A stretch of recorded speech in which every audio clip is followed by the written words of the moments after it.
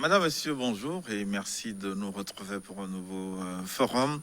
Les personnes homosexuelles ont le droit d'être en famille. Ce sont des enfants de Dieu. Elles ont le droit à une famille, dit le pape François. Ce qu'il faut, c'est une loi d'union civile, il poursuit. Elles ont le droit à être couvertes légalement, a dit le souverain pontife argentin dans un documentaire présenté mercredi dernier à la fête du cinéma de Rome. Des déclarations opérant un changement radical par rapport à ses prédécesseurs. Décryptage, on va décrypter ces propos du souverain pontife, propos parfois vertement critiqués dans certains milieux de la presse et sur les réseaux sociaux. Décryptage donc avec Pierre-Marie Chanel Lafognon qui nous fait l'honneur d'être au plateau aujourd'hui. Mon père, bonjour. Bonjour et salutations à tous nos frères et sœurs, téléspectateurs et téléspectatrices. Bon dimanche aussi. Pierre-Marie Chanel Lafognon, vous êtes aumônier national des cadres catholiques du Togo et directeur national de l'enseignement catholique. Ça veut dire que vous avez une idée de ce dont il est question. Bien sûr, j'ai suivi les insultes, les attaques, les critiques et tout ce que on peut dire autour de cet extrait de l'interview que le pape avait accordé en 2019 et que ce cinéaste a mis en documentaire, comme vous venez de le dire, au festival cinématographique de Rome, et qui a entraîné tout ce que chacun sait ces jours-ci. Oui. Avant de revenir sur les propos du pape, du souverain pontife, pour mieux comprendre la profondeur de ce qu'il a dit, je voudrais qu'on parle du personnage, le pape. Qui est-il? Pas François, mais dans son rôle, le souverain pontife, qui est-il? Dans la doctrine catholique, en ecclésiologie, en théologie, le pape est le successeur de Saint-Pierre. Saint-Pierre lui-même étant le vicaire de Jésus-Christ.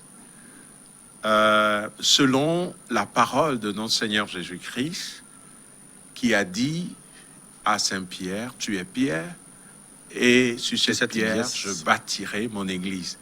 Et déjà à l'époque apostolique, donc dans la première communauté chrétienne, on a reconnu à Saint-Pierre cette primauté parmi les apôtres. Par exemple, quand il y avait le problème entre judéo-chrétiens et des chrétiens venus de la culture grecque, les hellénistes, on se disait, pour devenir chrétien, il est nécessaire de devenir d'abord juif ou hébreu. Et d'autres, comme Saint Paul et Saint Barnabé, disaient non. Le Christ est venu pour sauver. Et l'homme doit aller directement au Christ, sans passer par les méandres de la loi de Moïse et de tout ce qu'on connaissait chez les Juifs. Et il y a eu une forme de conflit, et c'est à Jérusalem, le premier concile de l'histoire qu'on trouve dans le livre des Actes des Apôtres. C'est donc à Jérusalem que les apôtres se sont retrouvés sous l'autorité de Saint-Pierre pour régler ce problème. Et justement, ils ont dit, pour devenir chrétien, on n'a pas besoin d'assumer d'abord la culture juive, la culture hébraïque. On va au Christ, le Sauveur. Et ils ont dit, l'Esprit Saint, nous-mêmes avons décidé. Voilà pourquoi, par exemple, le concile est au-dessus du pape. Mais le pape, c'est le premier responsable de l'Église catholique au niveau universel. Il est successeur des apôtres et de l'apôtre Pierre en particulier. Et du coup, son autorité est suprême parmi le collège des évêques. Mais le pape lui-même est sous l'autorité de la révélation, à savoir les saintes écritures que nous appelons habituellement la Bible, et la tradition vivante de l'Église qui a précédé les Écritures, qui accompagne la Sainte Écriture et qui l'actualise pour nous. Du coup, le pape ne peut pas dire et faire ce qu'il veut. Il doit veiller sur ce que Saint Paul appelle le saint dépôt. Saint Paul dit à Timothée, veille sur le dépôt de la foi. Le pape doit veiller à la fidélité, à l'orthodoxie de ce qui est reçu de Dieu par Jésus-Christ dans la puissance de l'Esprit Saint. Mais là, c'est le niveau doctrinal. Le pape ne peut pas se lever et changer la doctrine. Mais le pape a le devoir d'actualiser la parole de Dieu pour les hommes et les femmes de ce temps. Nous sommes sur le terrain de la pastorale, qui consiste à rejoindre l'homme dans sa chute, à lui proposer Jésus-Christ son sauveur, et s'il accueille ce sauveur, c'est lui alors qui l'amène justement à un relèvement, au sens où déjà les prophètes le disaient, notamment Ézéchiel, je ne veux pas la mort du pécheur, je veux qu'il se convertisse et qu'il vive. C'est grâce à la pastorale que la parole de Dieu, l'évangile, est donnée aux hommes. Et l'Esprit Saint actualise la parole d'une façon spirituelle et mystique dans le cœur de chacun qui adhère. Et arrive alors la métanoïa qui est la conversion. Et alors on accepte l'évangile, on vit de l'évangile, on pense à la lumière de l'évangile. L'évangile vient ici changer ma mentalité, les dispositions de mon cœur, et alors, dans ma façon de vivre, et c'est là la morale, dans ma façon de vivre, j'entre dans l'effort pour me conformer à l'évangile. Mais l'homme reste faible et pécheur. Même les apôtres ont été faibles et pécheurs. Pierre, sur lequel Jésus a bâti l'église, mais c'est un traître. Il a dit par 3 fois, non, je ne connais pas Jésus. Mais Jésus l'a rejoint après la résurrection. Dans l'évangile de Saint Jean, il lui a posé la question, Simon, fils de Jonas, m'aimes-tu? Par 3 fois, m'aimes-tu plus que ceci? La 3e fois, Pierre lui a dit, Seigneur, je t'aime. Tu sais tout et tu sais que je t'aime. Pour dire que c'est des hommes et des femmes faibles que Dieu accompagne au salut s'ils se laissent aimer par Dieu. Donc le pape est d'abord au service de Jésus-Christ et il doit veiller sur le saint dépôt. Et comme j'ai eu à le dire déjà, il ne peut pas se permettre de faire ce qu'il veut. Son avis ne prime pas sur la doctrine. On va revenir sur son avis, mais merci d'avoir été très concret. Je voudrais comprendre davantage ce que je peux appeler l'organigramme catholique de Dieu, en passant par Saint-Pierre jusqu'au dernier fidèle. Comment c'est orchestré? En haut de la pyramide, nous retrouvons Dieu, où se trouve le Père, la Mère, le Fils, le Saint-Esprit, ensuite Pierre, le Pape et les autres. Bon, je respecte votre conviction religieuse, mais au sommet dans notre foi catholique, ce que nous appelons le credo, quand vous prenez le credo, que ce soit le credo comme symbole des apôtres, c'est la version la plus ancienne et la plus courte, ou le credo de Nicée-Constantinople, qui sont revenus sur des questions christologiques et pneumatologiques liées à l'Esprit Saint et à la nature du Christ, au concile de Nicée et de Constantinople, qui ont donné une version plus longue que habituellement dans l'Église catholique nous professons les dimanches. Quelles que soient les deux versions, il est clair que nous croyons en un Dieu qui est unique. Ce Dieu, il est Père, Fils et Esprit Saint. C'est comme ça qu'il s'est révélé à nous. Et ce mystère d'un seul Dieu en 3 personnes, c'est ce que nous appelons dans l'Église catholique et dans d'autres églises chrétiennes la Sainte Trinité. Donc, au sommet de notre foi, au sommet de l'Église, il y a Dieu lui-même qui est Père, qui nous a créés, Fils qui nous a sauvés par sa passion, sa mort et sa résurrection, et Esprit Saint qui nous sanctifie, qui nous permet vraiment de vivre en enfant de Dieu. C'est le sommet, et nous sommes venus de Dieu et nous retournons à Dieu. Alors, si nous quittons ce niveau, il y a Jésus-Christ, je l'ai dit, c'est par lui que nous avons reçu le salut, l'Esprit Saint qui est avec nous. Et de Dieu, nous avons la parole de Dieu, communément appelée la Bible, composée de l'Ancien et du Nouveau Testament. Et il faut toujours prendre l'Ancien Testament comme parole de Dieu, ce n'est pas dépassé.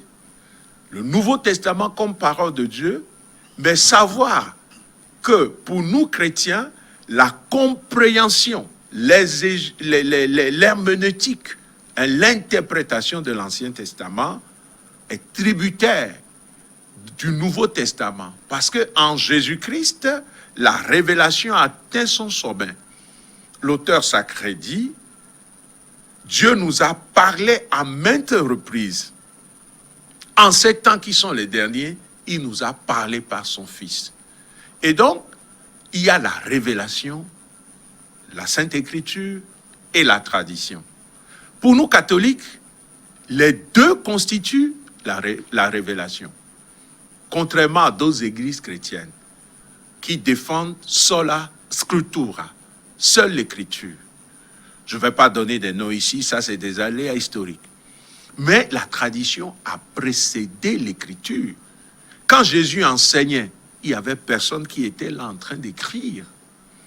On sait que le tout premier écrit du Nouveau Testament, ce n'est pas l'Évangile, selon saint Matthieu. Même si la classification met l'Évangile de saint Matthieu au début du Nouveau Testament. Le tout premier écrit, c'est l'épître ou la lettre de saint Paul apôtre aux Thessaloniciens, qui serait rédigée dans les années 50, 51. Alors, tout le Nouveau Testament est une théologie. C'est-à-dire que les apôtres et la communauté chrétienne ont reçu de Jésus son enseignement. Et sous l'action de l'Esprit Saint, ils ont fixé cet enseignement pour nous.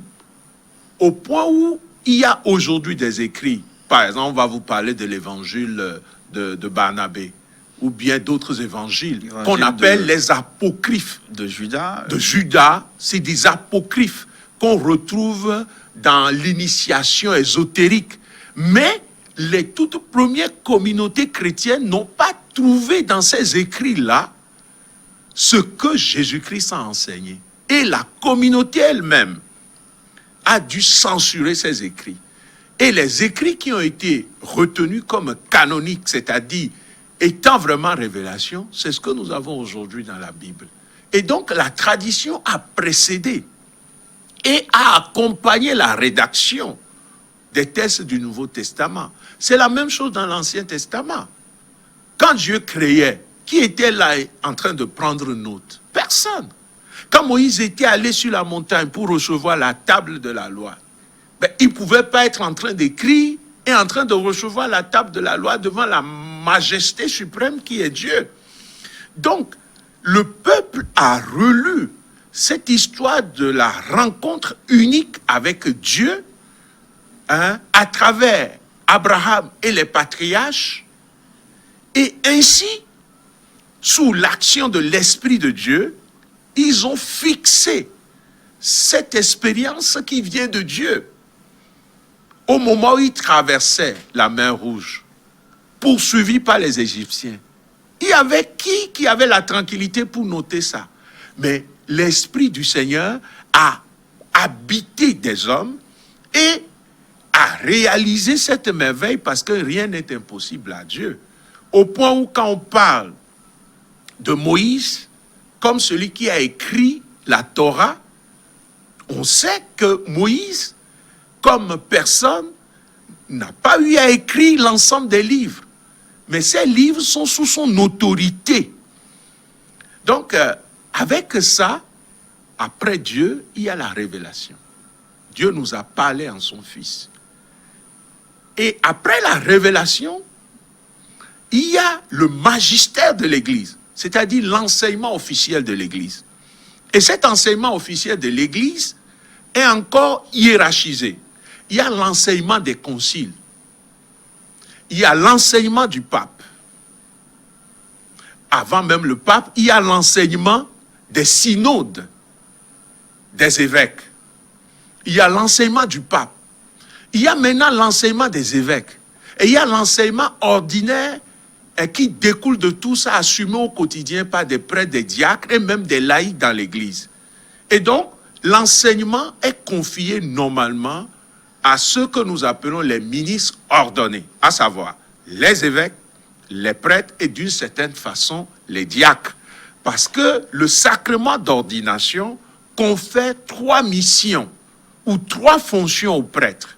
La fonction d'enseigner la parole, les vérités révélées, la doctrine, la morale, ainsi de suite, de gouverner les communautés chrétiennes. La fonction de gouverner, ça ne veut pas dire qu'on va remplacer le gouvernement du Togo ou d'un autre pays. Mais les communautés chrétiennes sont dirigées. C'est en ce sens que les prêtres, les évêques sont des pasteurs. Ils prennent soin du troupeau de Dieu, le peuple de Dieu. Et la 3e fonction, c'est de sanctifier.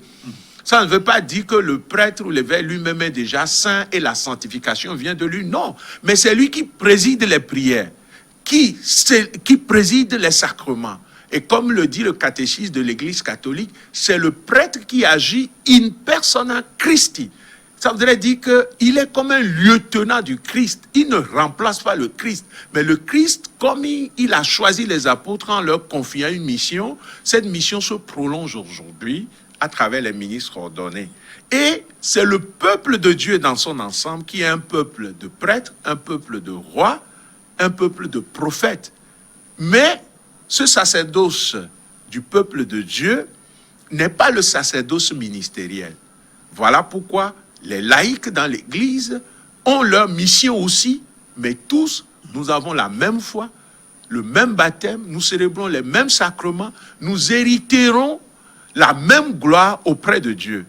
Mais il y a une diversité de missions, comme dit Saint Paul. Je vais vous réinterroger sur l'enseignement catholique, mais je voudrais qu'on en finisse avec l'introduction sur le souverain pontife. Alors, dans votre déclinaison de la hiérarchie dans la doctrine catholique, il me semble que le pape se retrouve un peu au sommet, sur terre. Est-ce qu'on peut dire que c'est l'autorité suprême du peuple catholique? Humainement parlant et socialement parlant, le pape est le premier responsable. Mais comme j'ai eu à le dire déjà, le pape même est sous l'autorité, par exemple, du concile. C'est quoi le concile? Le concile, le dernier qu'on a eu à vivre, c'est déjà plus de 50 ans. Le lieu où ça se tient, ça porte le nom, alors on parle de Concile Vatican II, parce qu'il y a eu aussi le Concile Vatican I. C'est une rencontre convoquée par le pape, normalement de tous les évêques qui sont les successeurs des apôtres du monde entier. Mais il faut reconnaître que tous n'y vont pas. Il y a des délégations de l'ensemble des conférences épiscopales ou des évêques du monde entier. Il y a des experts qu'on appelle des théologiens. Parmi eux, il y a des exégètes, c'est-à-dire des gens qui connaissent les textes de la Bible dans leur langue d'origine, à savoir l'hébreu, l'araméen, le grec, et qui peuvent faire une étude philologique et autre du texte. Il y a des experts dans les sciences humaines, en théologie dogmatique, en théologie systématique. Ce sont des spécialisations en théologie, des philosophes qui sont des experts. Et quand ils se retrouvent, c'est pour rester sous l'autorité de l'Esprit Saint, pour actualiser un enseignement déjà contenu dans la révélation pour l'Église aujourd'hui. Voilà pourquoi, au cours des conciles, on peut connaître des changements au niveau de la doctrine. Mais ces changements-là, en fait, doivent toujours être fidèles à la révélation. Du coup, ce ne sont pas des changements substantiels, mais ce sont des reformulations. mais ça ne touche jamais les dogmes. Les dogmes sont des vérités dans l'Église catholique qui ne peuvent pas changer. Aucun concile ne peut se rassembler et dire, après avoir considéré ceci ou cela, Jésus-Christ n'est plus vrai homme et vrai Dieu. Ce n'est pas possible. Aucun concile ne peut se réunir et dire, après avoir considéré ceci ou cela, Dieu n'est plus un seul Dieu en 3 personnes. Ainsi de suite. Sur les autres dogmes en lien avec la Vierge Marie, par exemple, un synode ne peut plus se réunir et dire que la Vierge Marie n'a pas été accueillie au ciel par la grâce de son Fils à travers ce que nous appelons l'Assomption. Personne ne peut dire aujourd'hui que la Vierge Marie n'est pas l'Immaculée Conception. Ce sont là un certain nombre de dogmes. Personne ne peut dire, par exemple, que la parole de Dieu n'est pas la vérité révélée.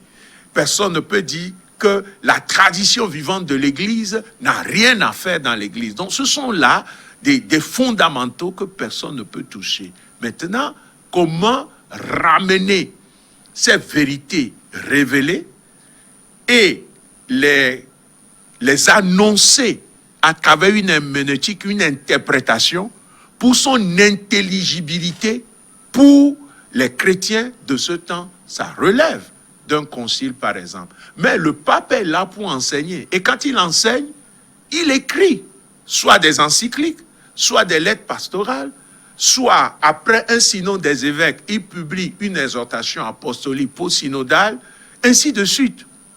Il peut sortir des décrets et plein d'autres documents. Il peut sortir aussi des messages. Je saisis l'occasion pour dire que ce qui nous amène sur le plateau ne correspond à aucun de ces figures à travers lesquelles le pape communique la doctrine.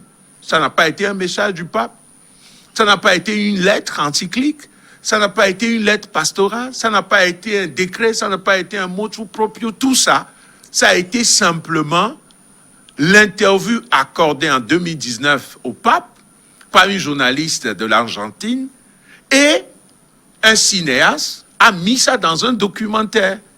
Et les chrétiens catholiques en général, les hommes de bonne volonté en particulier, doivent savoir que l'enseignement officiel de l'Église, c'est pas dans des documentaires cinématographiques. Parce qu'un documentaire, par définition, surtout si c'est cinématographique, c'est un montage à partir des éléments collectés. Quand le pape enseigne, on n'a pas besoin de monter quoi que ce soit.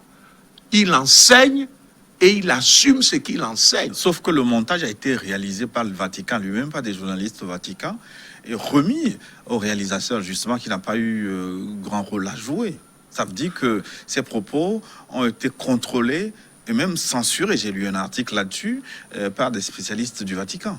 Alors il faut encore documenter davantage, parce qu'aujourd'hui, les médias, je ne vous accuse pas, sont traversés par des lobbies qui ont une puissance extraordinaire en matière d'argent, en matière d'idéologie, au point où tout ce que nous lisons, nous devons encore revisiter ça. Parce que, à ma connaissance, l'interview n'a pas été réalisée par le service du Vatican. Et le pape est en droit d'accorder des interviews. C'est un pasteur. Il doit être proche de son peuple, répondre à des questions. Je ne sais pas si je peux déjà situer un peu cet élément, parce que vous avez souhaité qu'on finisse avec... Justement, non, on va revenir sur l'élément précisément. Oui. Peut-être si vous me permettez de reposer une question sur l'organisation de l'Église catholique. À vous entendre, la doctrine catholique est quand même très très bien réglée, très bien encadrée. Ça ressemble à un ordre. Dans tous les cas, il n'y a personne dans l'Église catholique qui puisse se lever et dire « Moi, je pense ceci de telle parole de Dieu et donc je l'enseigne. » Personne, même le pape. Il faut nécessairement que l'enseignement soit fidèle au saint dépôt qui est la révélation. Et pour que quelqu'un ne puisse pas enseigner ses opinions et ses avis, il y a des structures, en commençant par des universités, qui font de la recherche théologique, mais le plus grand théologien, ce qu'il sort, engage sa réflexion. Il faut que l'autorité compétente, à savoir le concile, mais pas souvent le concile de manière ordinaire, le concile ne se réunit pas, mais le synode des évêques, par exemple, ou le pape, avec tous ceux qui travaillent avec lui à Rome, il faut que le magistère puisse certifier même les recherches théologiques. Au point où un théologien peut dire quelque chose, on va dire c'est un avis théologique. Ce n'est pas la doctrine. Est-ce que le pape peut avoir un avis dès lors qu'il a été investi dans ce rôle comme souverain pontife? Et le cas présenté, c'est l'interview. Et ce n'est pas la première fois où, quand le pape est interviewé, on tire ça dans tous les sens. Mais vous rappelez... Comment considérer ces propos? Vous vous rappelez, quand il allait au JMJ de Rio, c'était dans l'avion qu'on lui a posé des questions sur les homosexuels et tout, et il a répondu, si quelqu'un est homosexuel et il cherche véritablement Dieu, qui suis-je pour le juger? Déjà à l'époque, les gens disent, voilà, le pape est favorable pour l'homosexualité et tout. Le pape, il y a peu de temps, on l'a interviewé à nouveau en lui posant cette question. Que conseillerez-vous à un père qui a un enfant qui a une tendance homosexuelle? Le pape a dit d'abord la prière. Et ensuite la psychiatrie. Non, pas tout de suite. C'est ça ce que vous faites, vous les journalistes, pour entraîner le peuple dans des erreurs. La prière, ensuite le dialogue, l'écoute. Voilà, l'écoute, l'acceptation de cet enfant, son accompagnement, la possibilité qu'on lui donne de s'exprimer. Et le pape dit certainement aussi la psychiatrie. Tollé généralisé, on dit le pape classe l'homosexuel ou l'homosexualité parmi les maladies psychiatriques. On sait qu'on classait l'homosexualité parmi les maladies psychiatriques. Ce sont les psychiatres qui ont dit non en premier, après l'OMS a confirmé ça. Mais le service du Vatican, du pape, a dû reprendre pour dire, mais et la distinction entre la psychologie, la psychiatrie et la psychanalyse, c'est récent. Le pape n'a pas dit que cet enfant est un malade mental. Mais cet enfant a besoin de soutien de personnes qui sont spécialistes dans les sciences humaines. Et c'est normal. Il y a des enfants qui ont besoin d'accompagnement. Et l'accompagnement doit être pluridisciplinaire. C'est spirituel, c'est psychologique, c'est familial et tout ça. Ça veut dire qu'il y a un trouble, ça veut dire qu'il y a une anomalie, une pathologie. Vous savez... En relation avec l'homosexualité. Vous savez, l'homosexualité, c'est très complexe pour tout de suite commencer à tenir des discours à gauche, à droite, sans prendre le temps d'entrer dans le phénomène. Permettez que je vous dise ce que le catéchisme de l'Église catholique dit sur l'homosexualité. Parce que là, nous serons vraiment dans la doctrine. Je renvoie nos amis téléspectateurs et téléspectatrices au catéchisme de l'Église catholique. Le catéchisme, c'est ce que l'Église croit, qu'elle enseigne, qu'elle célèbre et qu'elle vit. Donc, pour devenir chrétien, il faut connaître ça. D'où le parcours catéchétique.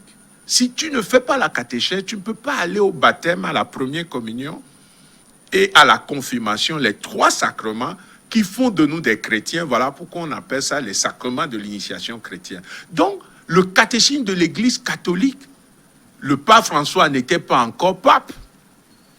Il est écrit, je renvoie au numéro 2357 à 2358, voici ce que le catéchisme dit, pour montrer la complexité de l'homosexualité même comme, disons, une réalité dans la société.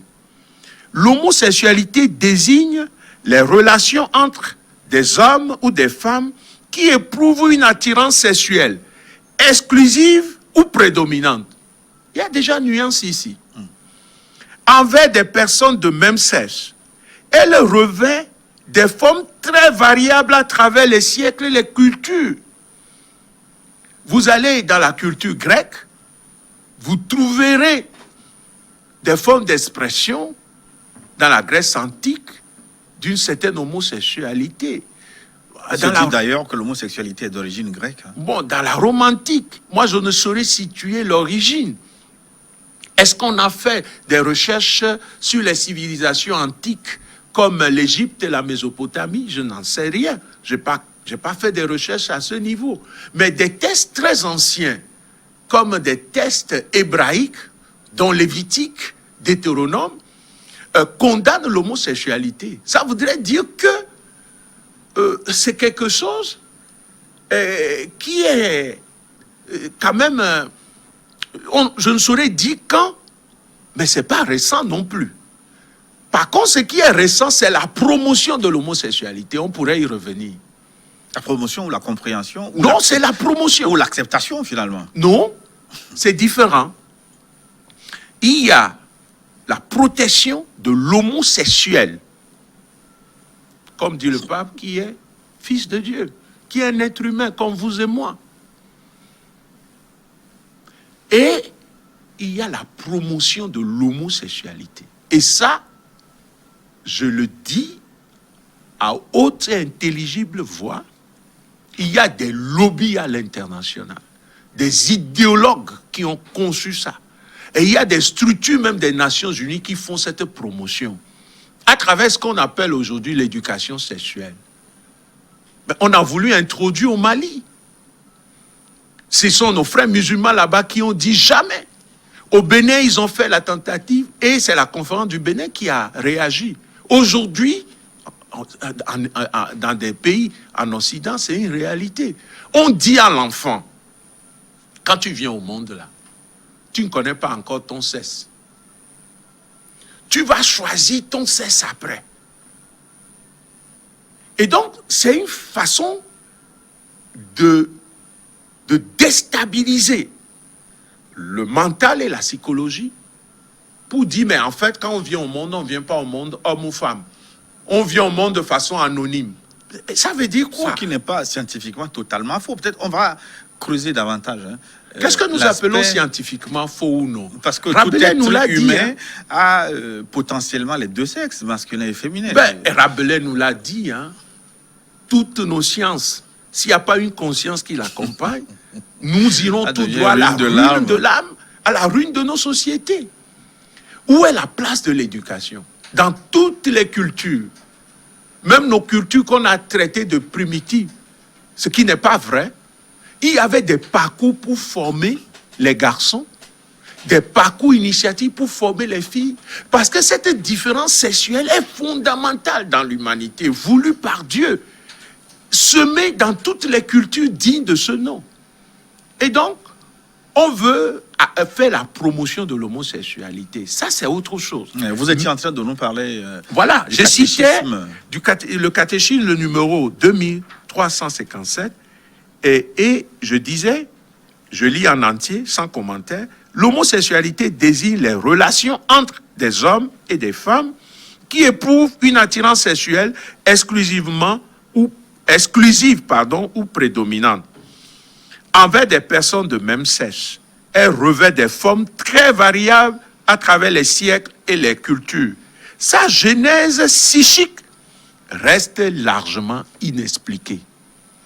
S'appuyant sur la Sainte Écriture, qui les présente comme dépravation grave, la tradition a toujours déclaré que les actes homosexuels sont intrinsèquement désordonnés. Ils sont contraires à la loi naturelle. Ils ferment l'acte sexuel au don de la vie. Ils ne procèdent pas d'une complémentarité affective et sexuelle véritable. Ils ne sauraient recevoir d'approbation en aucun cas. C'est-à-dire dans l'Église. Vous connaissez, en aucun cas, il faut que les gens tremblent. C'est ici, c'est en aucun cas dans le catéchisme de l'Église catholique. Voilà. Vous êtes provocateur. Non, pas du tout. Père. Pas du tout. Pas du tout. Mais comme le mot est sorti, il vaut mieux se justifier avant que les presses ne puissent s'en servir pour dire que le père Afognon a ramené le débat sur en aucun cas. Donc, à la lecture de...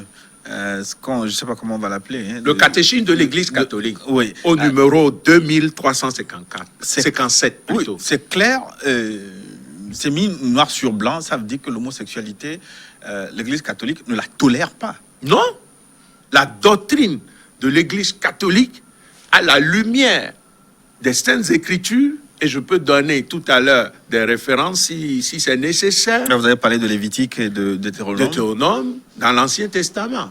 Mais on peut parler de la première lettre de Saint Paul apôtre aux Corinthiens. On peut parler de la lettre aux Romains, le chapitre 1 d'une part pour l'épître aux Romains et le chapitre 6 pour le 1 Corinthiens et même 1 Timothée, le premier chapitre. Je peux donner des références plus précises si vous voulez bien regarder un peu sur mes notes.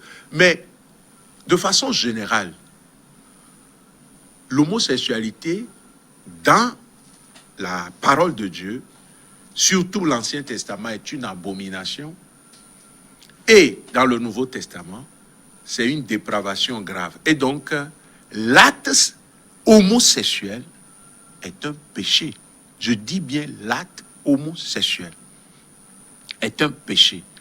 Et quand Saint Paul en parle, il met une liste. Et quand l'Ancien Testament en parle, c'est toute une liste aussi. Les gens ont tendance à dire la Bible, sans aller jusqu'au bout. Est-ce que les gens comprennent par exemple que si nous restons avec Lévitique, quand un homme porte des habits qui normalement ont la forme d'habits de femme par exemple, c'est une abomination. Les gens n'en parlent pas. Est-ce que les gens ont compris qu'à partir de Lévitique, être arrogant devant Dieu est une abomination? Et quand nous allons chez Saint Paul, est-ce que les gens ont compris que l'injustice sociale est une abomination devant Dieu? Les textes sont là, je peux donner les références. L'adultère, Saint Paul dit que c'est un désordre. Le vol, le trafic humain. Tout ça, je peux lire, je peux donner des références pour que les gens puissent lire. Par exemple, 1 Corinthiens 6, 9, 10. Ne vous y trompez pas, ni les débauchés, les idolâtres, les adultères, ni les dépravés et les sodomites, dont ceux qui pratiquent l'homosexualité, ni les voleurs et les profiteurs, ni les ivrognes, même l'ivrognerie, se saouler comme on veut, les diffamateurs et les escrocs, aucun de ceux-là ne recevra le royaume de Dieu en héritage. 1 Corinthiens 6, 9 à 10.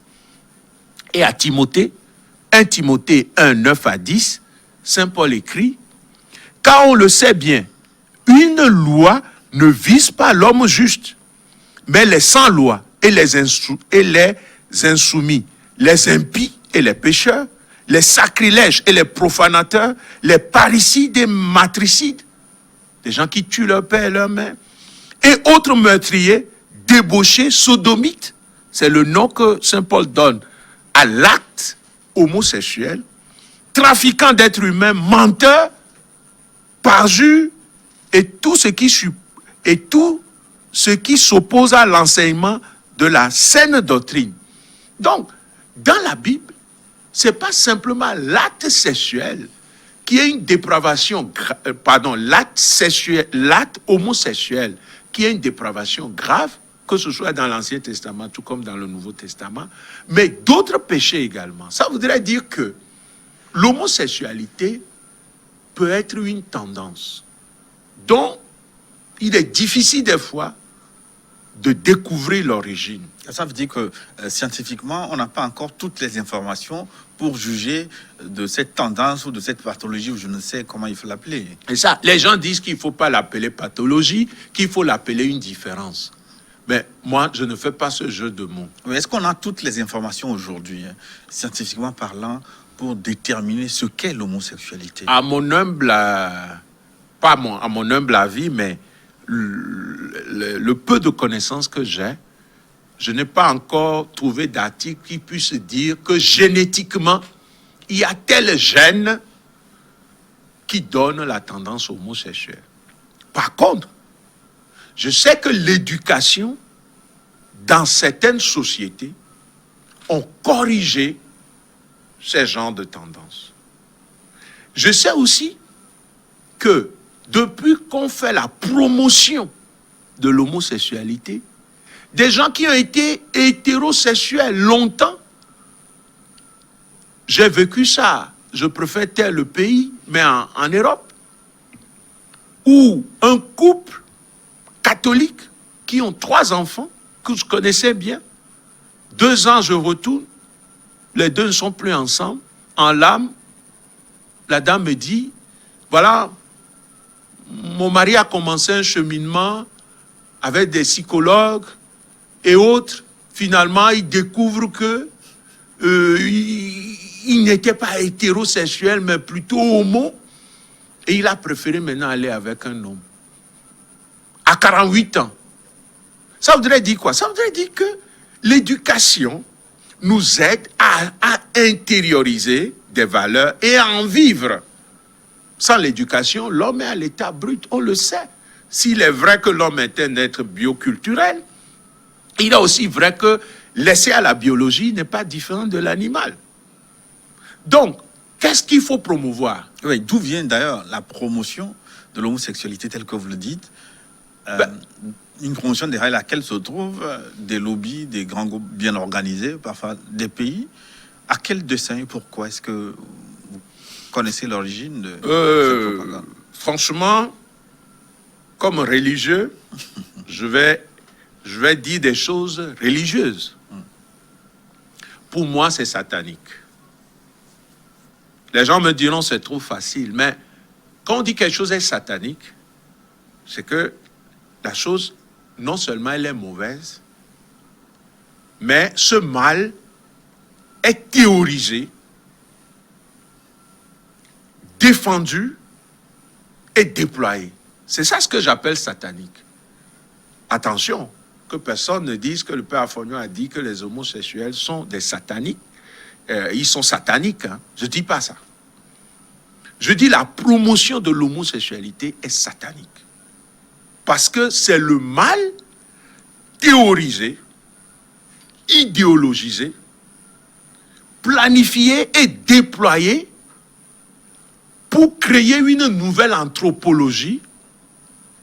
Et à partir de cette nouvelle anthropologie, atteindre des objectifs que moi j'ignore. Par qui? Il y a des gens dans l'ombre. On les trouve, il semble qu'ils sont nombreux dans les finances. Il semble qu'ils sont nombreux dans les mouvements ésotériques. Il semble qu'ils sont nombreux aussi dans le satanisme. Vous savez que le satanisme existe comme culte. J'ai appris que dans certains mouvements ésotériques, pour passer des grades, il faut poser l'acte homosexuel. Ça fait partie des critères pour franchir des grades. Je n'ai jamais été initié à ces mouvements, je ne le serai jamais parce que je suis chrétien catholique et je suis fier de l'être. Mais il paraît qu'il y a beaucoup de prêtres, de catholiques, de chrétiens qui se retrouvent dans des ordres. Bon, heureusement qu'il paraît. Oui, dans des sectes. Moi, j'ai lu des témoignages même d'anciens prêtres qui ont fait l'expérience de ces ordres dont vous parlez. Le cœur de l'homme est compliqué et malade, dit le prophète.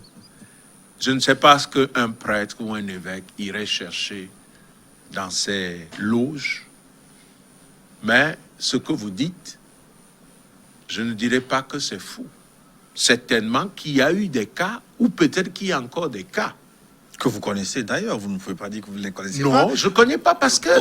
de même que les pédophiles dans l'église catholique, on connaît, tous les travers existent. Oui, les pédophiles, il y en a qui ont été même arrêtés et sanctionnés. Tout à fait. Oui, mais c'est vrai, on nous montre du doigt et on veut faire croire que tous les prêtres sont pédophiles. Moi-même, on a écrit des articles sur moi que je suis pédophile, bon, Dieu connaît, moi, c'est pas mon souci, mais c'est vrai, il y a des prêtres, on a prouvé qu'ils sont pédophiles. Mais faisons attention. Les cas de pédophilie, les études existent. C'est pas dans le clergé que c'est plus élevé. Hein. Les études disent que ça fait à peine 1%.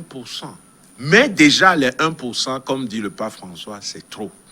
Nous devons vraiment prendre les taureaux par les cornes. C'est plus dans les familles. Hein. Et même ici chez nous. Hein. Quand la femme amène sa petite soeur ou sa nièce de 16 ans pour fréquenter, combien d'hommes, quand la femme est en mission ou ailleurs, essaie d'avoir des relations sexuelles avec ces jeunes. Malheureusement même, notre culture semble bénir la pédophilie. Ah bon? Ah oui, vous le savez bien.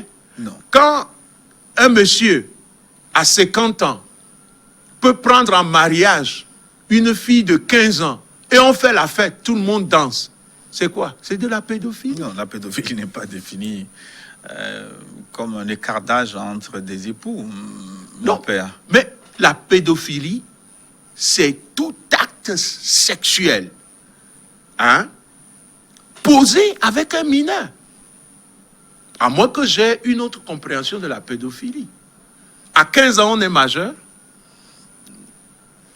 La maturité parfois est à géométrie variable. Donc, les pédophiles dont on parle généralement, ce sont des enfants en dessous des âges plus bas que 15-16 ans. Hein. Bon, donc, vous estimez que si un monsieur de 45 ans a des relations sexuelles avec une fille de 15 ans, juridiquement et socialement, ce n'est pas de la pédophilie. Alors, si c'est votre avis, bon...